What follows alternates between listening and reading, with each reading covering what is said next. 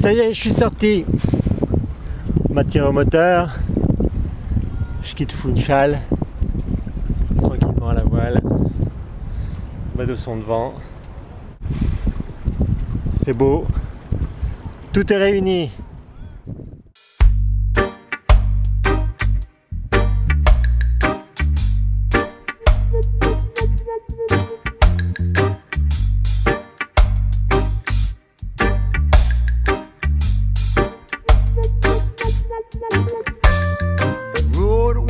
Long and narrow, all of them are feet down in the shadow. Courage, papa. On t'aide. T'es le meilleur. Ne nous oublie pas. Nous, on t'oublie jamais. Bateau, c'est le plus beau. Back them down in the depths of the sea. When them used to call, they used to call upon me. When them used to see children laughing in the door. Give a them forge to the valley them swamp. They've gone.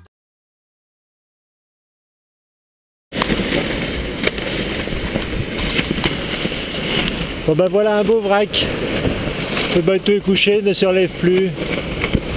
Il y a le spi en tête qui est monté, qui a accroché le soleil en montant. Je sais pas quoi faire. Je sais pas quoi faire. Ah là ça se relève un peu. J'ai demandé à un bateau accompagnateur de venir se rapprocher de moi. Et puis voilà. Bref, je suis mal. Mais pas en danger. Voilà. À toutes.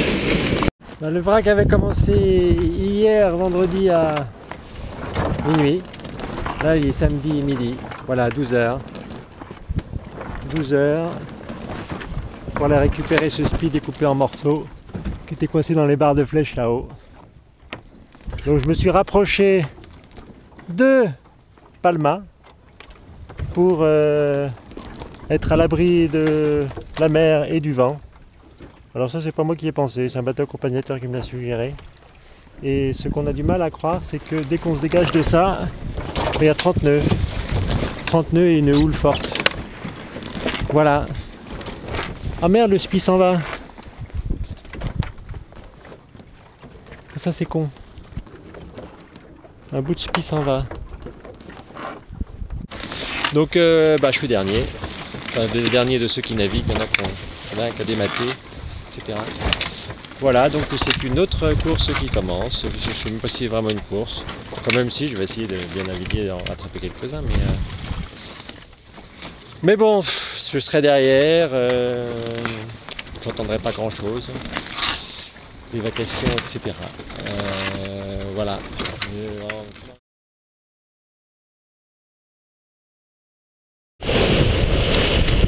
Bon les potes, c'est chaud là. Je sais pas si ça va se reproduire, mais c'est assez dur. Pas pour de blagues. Je lâche un peu. Oh.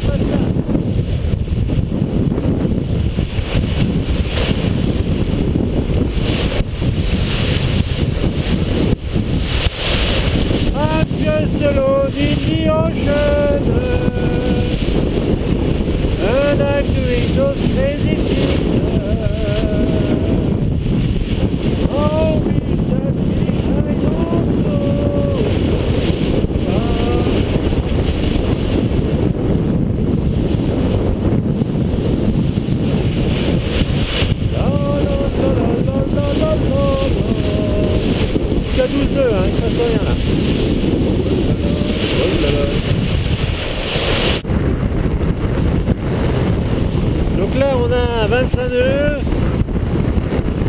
Je suis à 140 du plan réel. Ah, c'est pas mal là.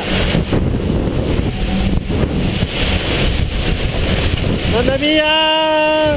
Comment ça va finir? Mamma mia! 16 nœuds! Yahoo! Trop facile pour le PO!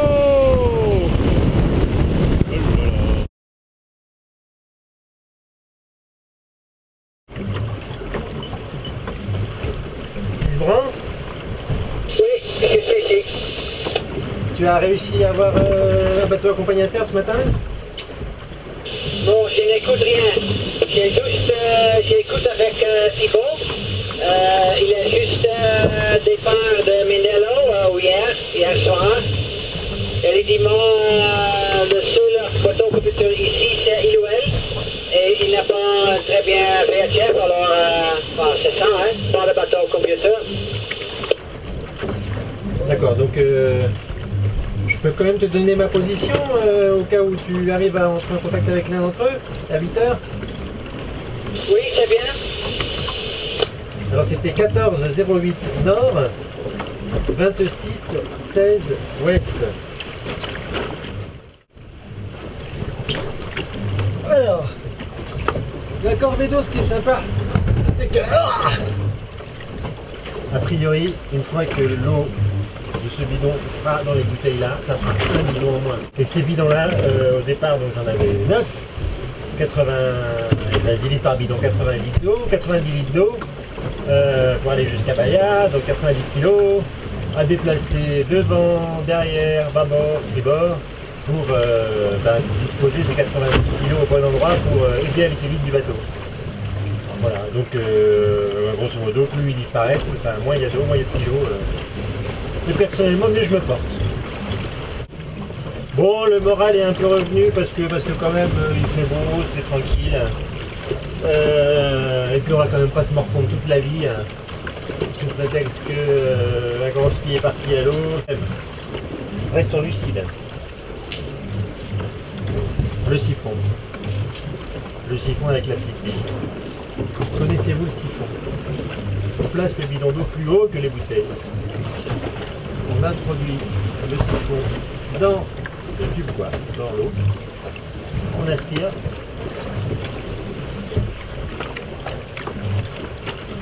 On remplit le siphon d'eau. C'est plus sympa quand c'est l'eau qu'on fait descendre. Et après, et ben par gravité, hop, même s'il y a une petite bosse au milieu qui fait que l'eau monte plus haut que le bidon, peu importe, voilà, je vous pose des choses. Bon petit cap là. Puis sur la route. Sur la route pour atteindre le point d'entrée du poteau noir.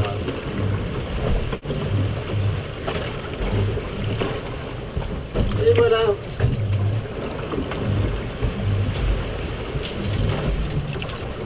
D'accord, les dos est terminé. Non, pas tout à fait bien. Le transvasement est terminé. Oh, chaque chose à sa place. Non mais oh, c'est fou ça. Ces gens qui rangent tout n'importe où, après on ne retrouve plus rien. Alors moi je range toujours les choses à leur place. C'est un principe. Surtout sur mon bateau. Deux fois chez moi, bon, une petite faiblesse.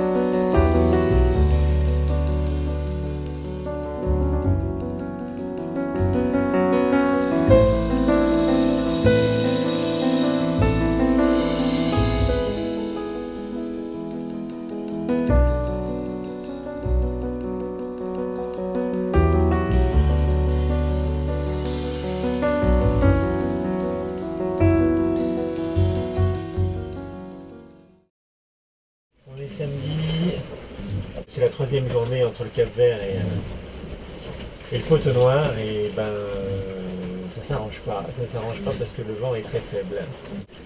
Cette nuit, il n'y avait rien. Cette nuit, il n'y avait pas de vent. C'était la bagarre pour essayer de capter ce petit vent changeant, pour essayer de partir.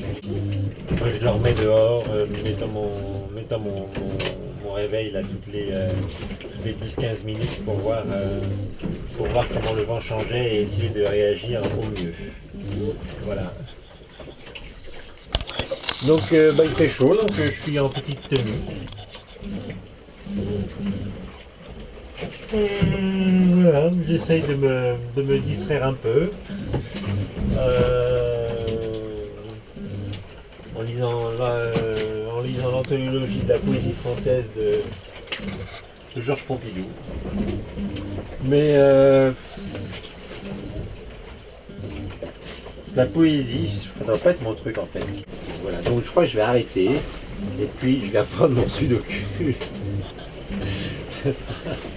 Ça sera plus constructif, au moins, si je peux revenir de cette transat en savoir faire des sudoku très difficiles du monde, ce sera un vrai progrès. Alors là, on va sortir faire un tour dehors, mais il faut bien se rendre compte que le vent a monté soudainement. Et on va beaucoup plus vite. Donc il fait chaud. Moi j'ai pas le droit de sortir parce que je suis pas attaché. Donc je vais rester comme ça sur le perron du cockpit. Et il fait chaud. C'est pas désagréable, hein. À l'intérieur j'ai ouvert le petit hublot et à l'avant il y a un petit air qui circule et c'est quand même c'est tout de même assez plaisant. C'est pas écrasant comme chaleur quoi. Enfin, dès qu'on fait un effort ça l'est, mais là il n'y a pas grand chose à faire. Voilà, donc all around is the ocean and all around is nothing else than water. Là on est reparti à fond là. On fait bien du 3-9.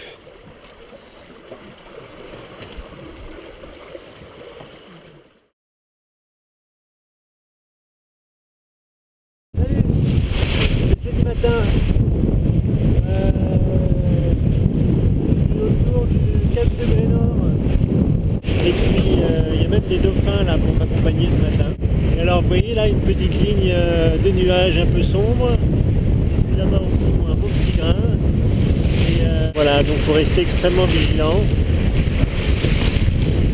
Et il se passe pas grand chose. Enfin, à part cette grosse masse noire là qui est pas fort sympathique. Une masse noire ici, puis je vais vous en montrer une autre là-dessous, j'avais pas vu tout à l'heure. Celle-là, là, waouh, elle est quand même pas mal aussi. Hein. Mais c'est sous le vent, donc ça c'est pas pour moi. Ça pleut. Il y a une petite rafale à 35 nœuds.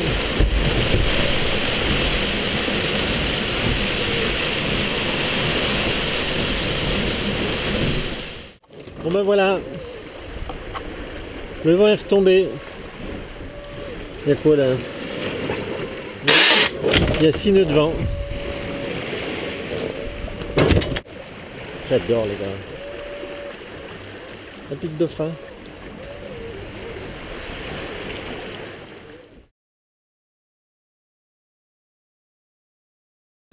Ben ça y est, on vient de passer l'équateur. Regardez. Latitude 000, quelques millièmes de mille, et on est dans le sud, est comme sud. Voilà. Alors il est coutume de faire une offrande à Neptune, Poséidon, je sais quel dieu des mers. Mais pas grand chose à offrir quand même, si ce n'est ma présence ici. Ma présence, mes efforts, mes émotions que j'ai eues pendant ces 16 jours de mer pour arriver sous ces latitudes, en plein milieu de l'océan Atlantique. Séjour de mer plus dur que prévu, plus dur pour moi, éprouvant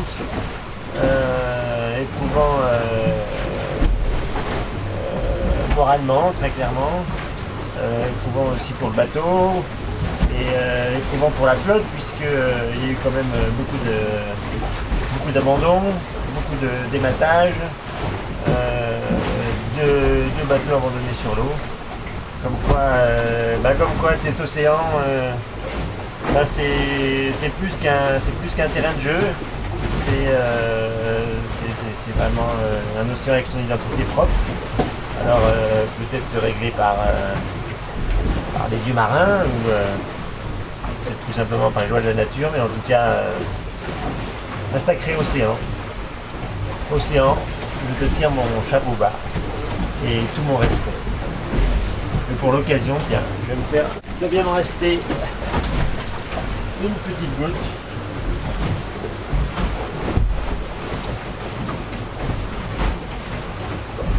De whisky.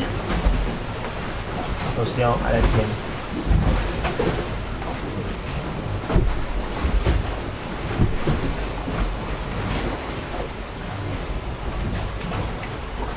Grosse goutte. C'est fort. C'est bon. Ah ouais.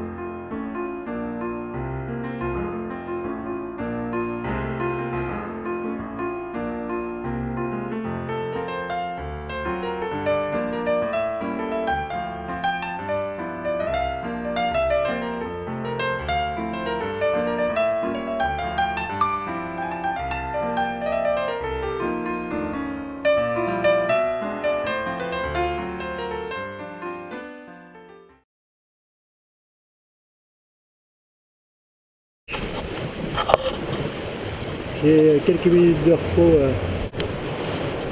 depuis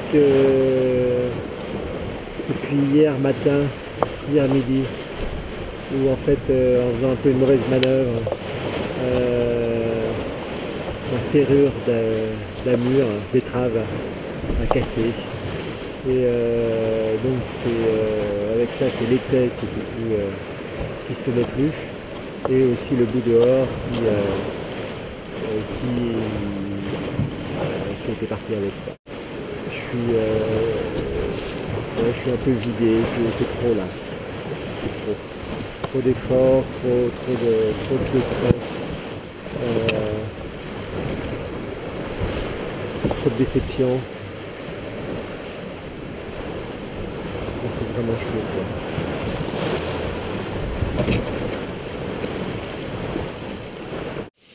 Bon ben, je viens vous montrer mes petites préparations. Là il fait beau. Alors, en fait ce que j'ai arraché, c'est la pièce d'étrave là, à côté des 3 vis. Et un petit drillage qui part du bas. Et qui vient reprendre sur cet anneau et ben, l'étai qui monte au-dessus. Donc qui est maintenu par là. Hein. Aussi maintenu en tension, faire de bas étais. Voilà. Sinon en bas, ben, je me suis passé une autre sous-barbe pour aller installer mon bout dehors. Le bout dehors s'appuie également là-dessus. Là je me suis refait une petite sous-barbe réglable parce que de toute façon il aurait fallu 50 000 essais pour trouver le bon réglage. Voilà. Et donc elle, maintenant, elle s'appuie là. Plutôt que de s'appuyer sur la ferrure d'étrave cassée, elle s'appuie sur le balcon.